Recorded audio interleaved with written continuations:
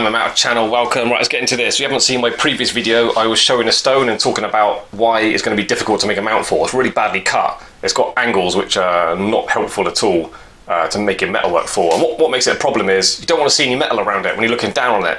So you've got doing like a bezel for it.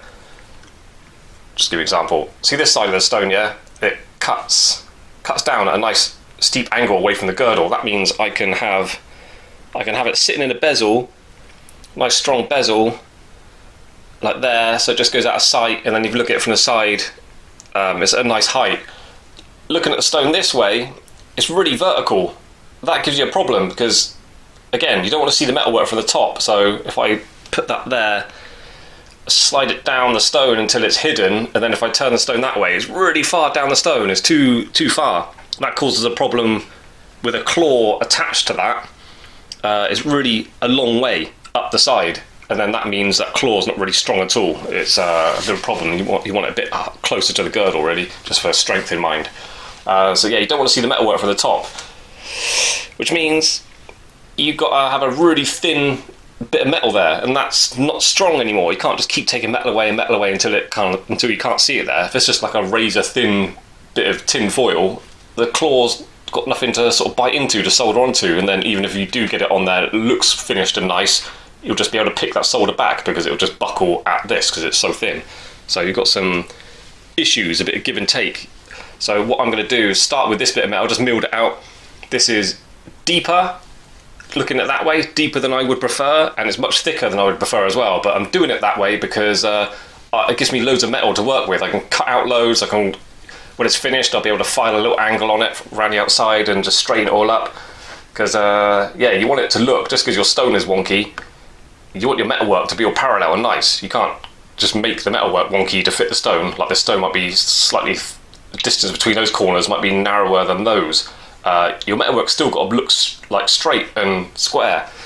So, yeah, a lot of difficulties. You're sort of hiding all the problems from that the stone's giving you. So just to put all of my waffling into a nutshell, digital calipers are good for the parallel lines. Drop your stone in, get an idea of sort of the size you might need and how the differences are from that side to that side. Obviously each stone is different. I'm working specifically to this one, but every wonky stone is going to have a different set of problems. Make your metal work, you're going to go around it, thicker than you would normally do and then deeper than you would normally do. Because you can always reduce the height of it. If it's really deep, you can always take top and bottom off once the stone's fit in nicely. Yeah, whatever you got to do, you got to help yourself out by starting off with more metal. There's a cat at the door meowing.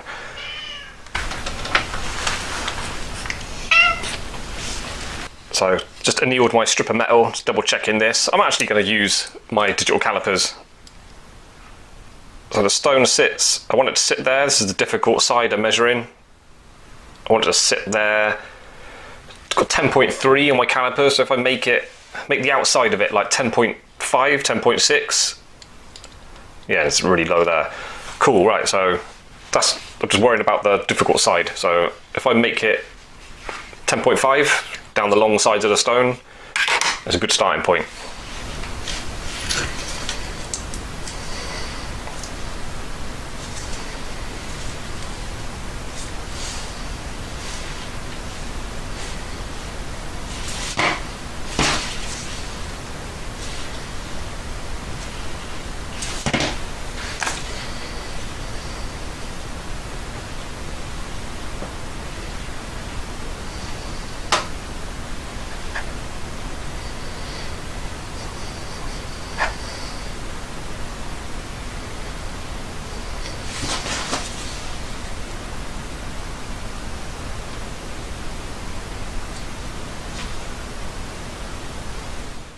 So I'm bending the metal, I'm just bending it, I'm not cutting into the corners or anything, because the corners on this stone are quite flat, so I can get away with having like a little rounded curve there. I can just cut into it as I need to.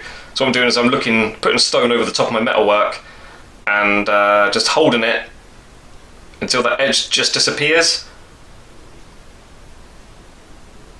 And then working from that, and then sort of gauging, putting my thumbnail where I need to bend the corner. What I usually do is I start it off like just a little bit, and then I'll get my stone again and then double check it. Be careful, don't do what I just did, put my pliers down there, so if you drop the stone you might break it against your tool. So yeah, doing this, just double checking it.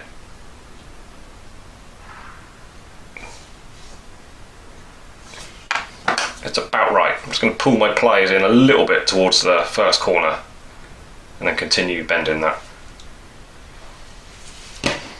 Again, just checking, double checking all the time, triple checking all the way around.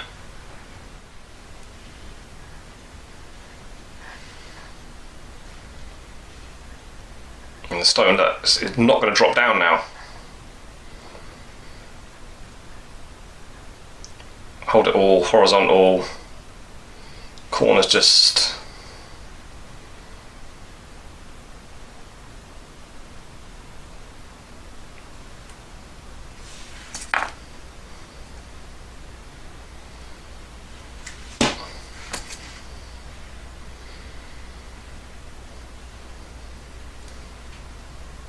right, just a couple of top tips. Some people, I do it sometimes, you put the stone upside down. It might help you out because the girdle is obviously flatter on the top, so the girdle sits closer to it. I'd always start off with it the right way up, and then you understand the dimensions of getting this at the right height. When I get to this stage, you can sort of turn it over and sort of double check what you're doing. Another trick is to use a bit of blue tack. Just gets your fingers out of the way on a stone, because they're always awkward to hold. Gemstones are always cut, they always seem to be slippery, so especially when your hands, and you've lost your fingertips from working too hard over the years, and your hands are dry, your skin's really dry over winter. Yeah, the stones are slippery, so if you can put a little bit of blue tack on there, or plasticine, whatever you got, it helps be able to position the stone just so without your fingers getting in the way. So that's helpful. I do that sometimes. All right, I made a boo-boo. Well, not really, but I just did something that I don't normally recommend. I didn't teach this last time. I was thinking ahead a bit better last time I was making a video. See, I've started there on the end. It's preferable to start your collet, have the end of your metal there, because when that's a ring, you've got a side stone or a shank is going up to that side of it. It's better if you can hide a solder joint. If you've got a chance to think ahead and cover up a solder joint, you should do it. So it'll be better if that was there, because if a shank was going up to it, it would go over that, and then there's no risk of any lines showing up around the outside of it. It's probably structurally a bit more high quality as well. No joins around either side. Yeah, a bit better if that joint was there, but I didn't do it, unfortunately. Wasn't thinking, I'm out of practice. Okay, cool, right, so, all right. Here's what I picked up my calipers for. I said 10.5, yeah? I'm actually probably a bit closer than I'm comfortable with, because I was thinking 10.5 all like filed and finished, so I'm a little bit bigger than that. But I made it to the stone and it seems to be working, so whatever. Let's put it on upside down. Yeah, that's nicely tucked in. It's actually in a little bit more than I thought it would be at that measurement. But anyway, it's working. So I'll fire that out. Then it's going to hit the ends at the right height. Also, I've mentioned on the channel before, I don't start from the corner. Some people will say they should start from the corner. Problem is, I'm bending each corner with pliers. If that metal goes down to the corner, I've then got one with a sort of join on it that way, or I might cut it that way or whatever. It's different to the other corners. It won't match. And when you're filing into them, when you're soldering a claw onto the corner, it all can cause a problem. It's better to have all four corners identical. None of them with a join on is better. And then just bending them up, they all match each other. I think it's better to do it like this. So start from the middle. Best place in the middle of the long side. So now I'm doing the last corner. I'm gonna scissor this gently without twisting it all completely out of position. Maybe just scissor it from this last corner I did. You don't want to twist it completely out of position, and then when I put it back into shape, I'll do the reverse of what I just did. Don't just grab it and do that, because you can twist the whole thing out of a good position. This is an important corner. You've got to get this just right, because if not, you end up with a not square piece. It's almost a time where I shouldn't really bother with the stone. I should just work to the other corners, because I want this, like I said at the start, what makes it difficult is the outside of it is all square and symmetrical and nice, but the stone doesn't fit in that, so you've got to cut out the inside to make the stone fit flat and straight. So we're just thinking about the outside now, so what the stone's telling me doesn't really matter. Just go give you a bit of advice what's going on in my mind. Flat edge, this has got to turn up and then hit that nicely.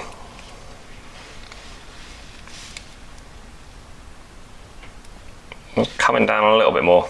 You can tweak it, like you're not totally stuck with where you first bend it. If you just bend it a little bit and then see if you like it, you can move it up a little bit, you can straighten it out a little bit. Maybe I'll do a video on that, moving corners.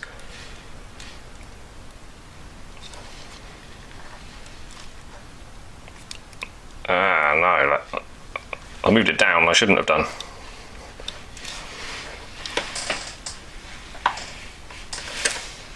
Alright, so that's scissoring, remember, so it might look a little bit weird on the camera, but I think that's pretty good. So next, when you cut through it, definitely pull it open a little bit, because you want to make sure you can get the join nice and tight as it's all square. If I bend it up square, then cut it out, I'm actually removing a slither of metal with my saw blade, so when I close it up tight, it might go tight at one end. So yeah, anyway, good advice to open it up.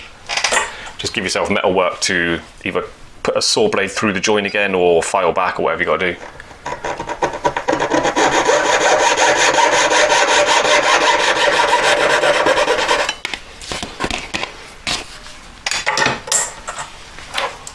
And then bending that, the reverse of what I just did, remember?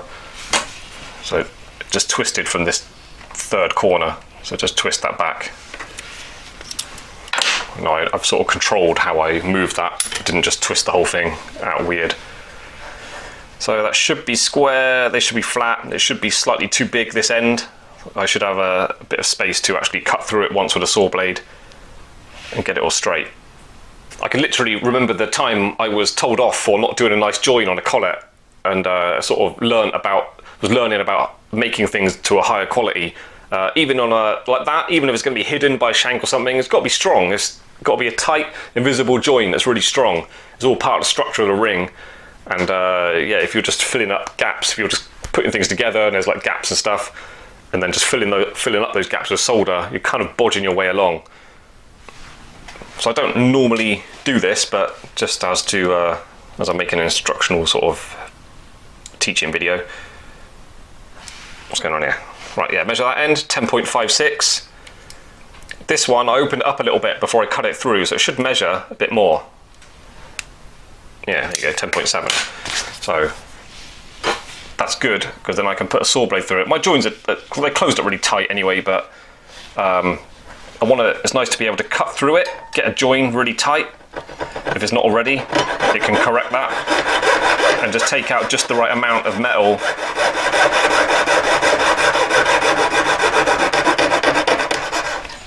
Where the join is tight and completely closed up, and the measurements are good. And the width of your saw blade usually takes out a bit more metal than you might imagine, so hopefully you've got a bit of space. Right, let's measure it again. It should measure less. It'll come right down, look, 10.5. 10.53. 10.52. Wow, this is 10.56. This is really, really close. Measurements are really good, but it looks a little bit wonky donkeys, like it's all sort of flexy and stuff, as it should be, because I just hand turned it up with these flat pliers. So next step is, now the measurements are good and the join is tight, I'm going to solder it up, and then I can just squeeze it about a little bit to sort of cheat to get it all symmetrical and stuff. Basically, just doing what I've got to do to get it straight and square. This is silver, it's heating up at the back a little bit. You notice when I'm soldering, I'm always quick to jump away. Even like as it's flooding. So it's always important to try your best to make things accurately, but like after a bit of plier work, there's always work to be done to the metal. Like you put little kind of dents and flat spots and stuff all over it. So yeah, this is kind of normal. You're not going to turn it by pliers and just have something perfectly flat and smoothed out. It's going to need more work. So yeah, this is a bit big, but parallel pliers are sometimes really helpful for checking your parallel sides and stuff. It goes that way, but this way it doesn't go on. So what I'm going to have to do is get pliers, and I just squeeze the flats. And then obviously I can put a bit of tension on it one way or the other just to get nice right angles. You can, with rounded corners like I've got, you can push your pliers right up into the corners and sort of pull things out if you need to, but you do sharpen up the corners, so you are making them a bit different. It's better if they are all the same, so it goes back to just making it accurately in the first place. There's less work to do at this stage, but yeah, basically every time I do get to this stage, I'm always going over it with pliers. So next stage, put the stone in again, holding it straight. When I say straight, I'm talking about that, what we just made, parallel to the tabletop. Can't really rely on the girdle, it's wonky. So yeah, look, you can see that's tight in there. Holding it straight, that's tight in there, but it's gappy on the ends. So we've got to do all the main amount of cutting off that top half of this long, or the long sides. And then the stone should drop down. Anyway, once it's in there straight and the stone's sitting in there low enough, then if we've got space, we've got spare metal, bit of strength to give, we can file an angle around the outside. Even if you're not doing the angle, you need a bit of metal there to file flat and make it all nice and papered and polished and stuff, so we need a bit of strength in it. But if there's excess, if we can get away with it, I'll put that angle on it. I just think it's better for flowing down to a bottom bezel, and then the angles of the claws always go on like that as well. You can put claws on like that, but collets look kind of boxy and weird. It looks unnecessarily spacious underneath the stone because the stone's doing that. So I think it's always a good idea to try and match that. But yeah, so it's good to get that angle on there, but it's difficult because we're taking so much metal out from the inside of this. Alright, back from lunch. Just remind myself what's going on with the stone. I like these watchmaker's eyeglasses because I can just put that in and then my hands are free to hold the metalwork, hold the stone, just look around it. So yeah, very gappy on the ends. Basically just cutting out the sides. And then we've got to cut them right back. And then remember, the sides of the stone, they're not like this. We're not just dropping it down there, they're quite vertical, so I'm gonna have to not just cut in at that angle, like almost straight, just cut them out, cut all the strength out of it. But I'm keeping that angle in at first to see what I can keep. What should we do? I might... I'm going to start it off with a thick saw blade first of all. Don't always, but I feel like doing that today. So you can choose any weapon you want. Needle files, obviously. Ball burr, I'll be tempted with. Quite a big ball burr, or any of your setting burrs, cylinder burrs. For some reason I feel like doing this today. So that's a 3-0 saw blade, quite a strong one. See this? Sorry, a bit of a bad angle there, but basically I'm just going to hold that in and then just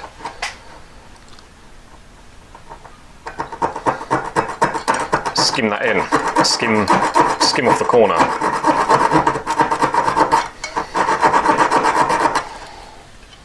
See what I'm doing?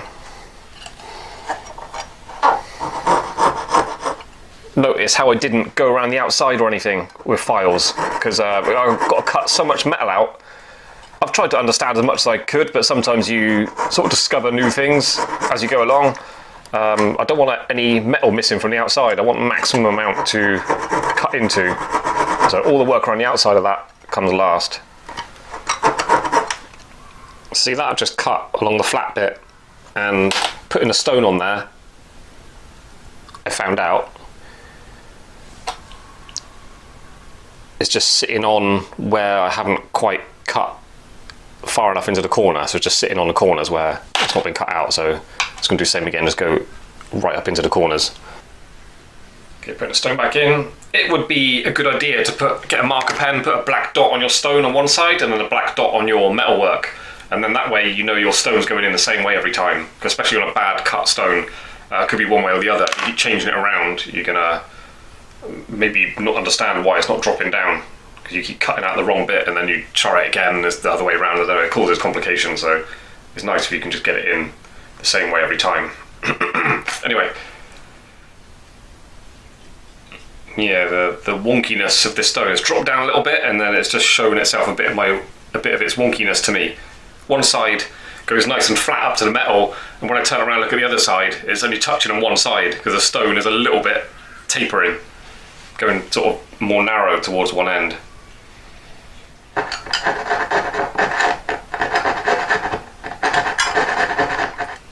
Now it's just touching like just there on this end. It's really weird. As it gets lower, there's like new areas you've got to cut out. You have to keep checking the stone all the time because you can't really see it until you're actually putting the stone against the metal. I think basically I've just been sharpening up the ends because the stone's got to go down, and I know they've got to come right out for that stone to drop down, so I just went ahead and did that.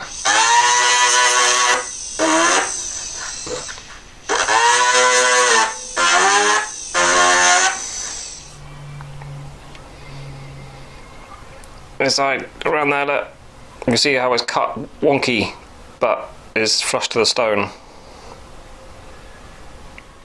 Okay, now I've been all the way around the stone. I understand what it wants to drop down. The sides are parallel, but the ends are a little bit kind of wonky like that. I'm cutting more into one corner, or the same corner when I turn it around. So I understand what it wants. It's fitting really nicely, but still a bit high. So I need to drop it down, and I think I'm going to have to cut over the edge. You know, I said it's going to be razor sharp. I'm going to have to go even more over the edge, which means I'll have to flatten it on top again afterwards. But remember right at the start, I said to give myself a chance, I'm going to have to, I made that wider than I really want it anyway. So exactly for this reason, I've got the option now to do that, and it doesn't matter that much. But yeah, that's the benefits of starting off with thicker, heavier gauge bit of metal than you think you might need. Gives you a bit of a get out of jail card. And as the stone gets lower, you may have to turn it around and look at why it's not going down. I need to take more off, sort of stopped going around the top edge now. I need to actually bring what I'm cutting away down towards the bottom half, because the stone is just sitting on the lower half now. So yeah, don't forget to look underneath what you're cutting. Okay, just as a last thing, I got like a flat cornered needle file and just zinged out the corners a little bit, because these corners on my stone have got a flat there. To get those to drop down a little bit more, I had to give them space.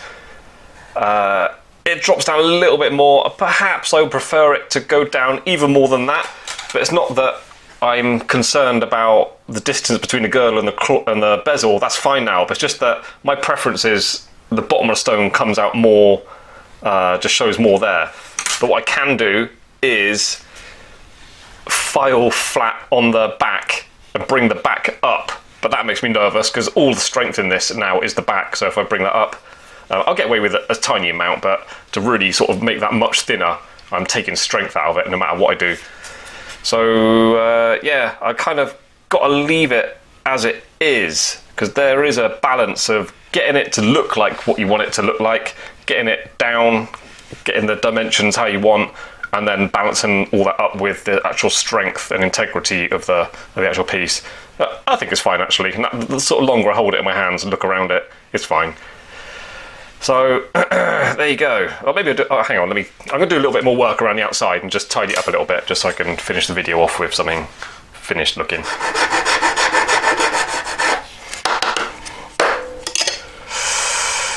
Okay, right. So I reckon I could put a bit of an angle on it. I'm not going to though. If I had to, I would, but for this video, I'm not going to. Coarse paper disc.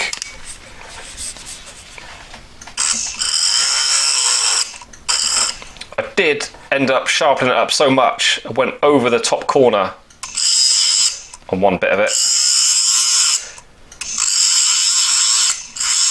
And the problem is, yeah, with that, if I flatten it, it then brings the top down, so it looks lower down the stone again.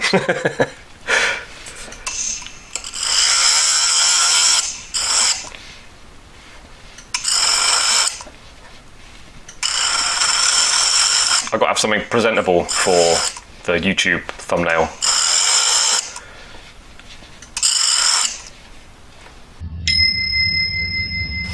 I can't resist doing a bit of extra work on it. I've got the strength in the back, so I'm just putting like flat corners on there, which I probably wouldn't do if I was actually making something, because that's where the claw goes on, so I just leave it thick metal so I can just cut into it.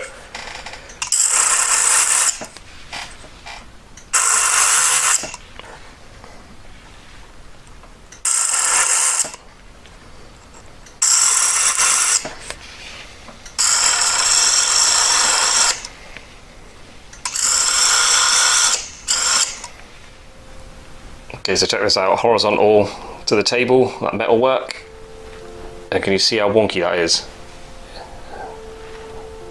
Completely sort of wonky. So yeah, difficult one. Anyway, that's it for this video, so I hope you enjoyed it. If you're watching and looking to learn to make jewellery, if you learned anything from the video, why not click like and subscribe if you want to take it a step further.